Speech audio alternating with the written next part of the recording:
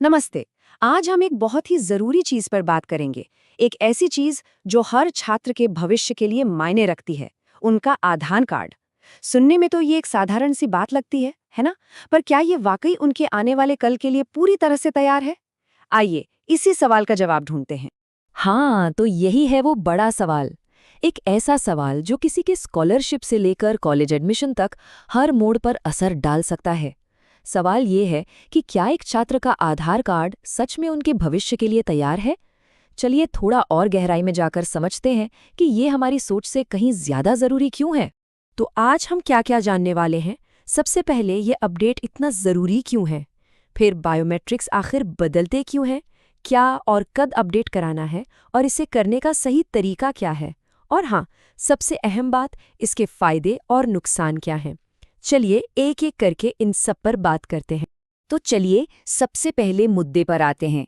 एक छात्र का आधार अपडेट कराना सिर्फ एक फॉर्म भरने जैसा काम नहीं है, नहीं, बिल्कुल नहीं। ये उनके भविष्य की नींव रखने जैसा है। जरा सोच कर देखिए, एक पुराना आउटडेटेड आधार कार्ड ये किसी की स्कॉलरशिप रिजेक्ट होने की वजह बन सकता है, किसी जरूरी एग्जाम के रजिस्ट्रेशन में रुकावट डाल सकता है, या फिर सरकारी योजनाओं का फायदा मिलने से भी रोक सकता है। मतलब एक छोटी सी लापरवाही एक बहुत बड़ी मुश्किल खड़ी कर सकती है। तो सवाल उठता है कि आखिर ये अपडेट्स इतने जरूरी हैं क्यों? चलिए इसके पीछे की वजह समझते हैं। ये काफी दिलचस्प है। देखिए, इसका लॉजिक ना बहुत सिंपल है। जैसे जैसे बच्चे बड़े होते हैं, उनके कपड़े छोटे हो जाते हैं ना, ठीक उसी तरह उनकी बायोमेट्रिक पहचान, मतलब उनके फिंगरप्रिंट्स और आंखों का आइरिस स्कैन भी उम्र के साथ बदल जाती हैं। और इसलिए उनकी डिजिटल पहचान को भी ताज़ा करना यानी अपडेट करना जरूरी हो जाता है। देखिए, आधार की जरूरतें भी उम्र के साथ बदलती हैं। जब बच्चा 5 साल से कम का होता है तो आधार सिर्फ एक फोटो वाला आईडी होता है, कोई बायोमेट्रिक्स नहीं लिए जाते। लेकिन जैसे ही वो 5 साल का होता है और फिर 15 साल का, तब फिंगरप्रिंट्स और आइरिस स्कैन को अपडेट कराना जरूरी हो जाता है। ये दो बहुत ही जरूरी पड़ाव हैं। अच्छा, तो अब आते हैं बिल्कुल काम की बात पर। आखिर अपडेट करवाना क्या क्या है और सबसे जरूरी कब करवाना है?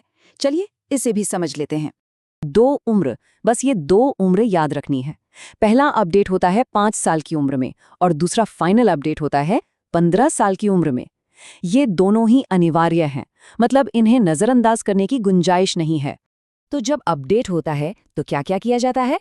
10 उंगलियों के निशान लिए जाते हैं, दोनों आंखों का आइरिस स्कैन होता है और एक ताज़ा फोटो भी ली जाती है।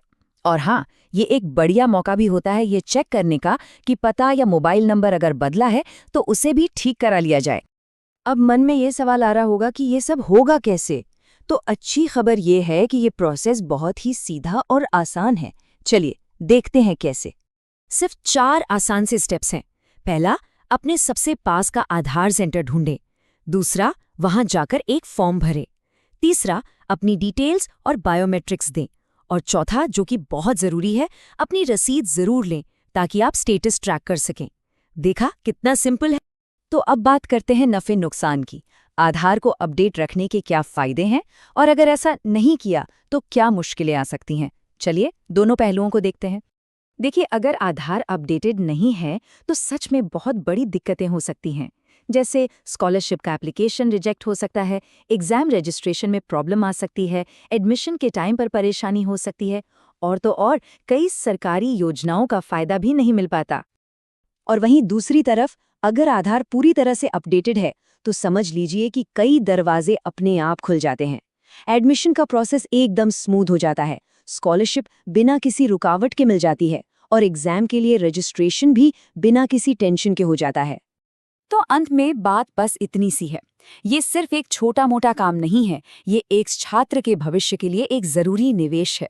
आज का ये छोटा सा कदम कल उनकी बड़ी उपलब्धियों का रास्ता बना सकता है। तो क्या ये थोड़ी सी मेहनत उस बड़े फायदे के लिए सही नहीं है?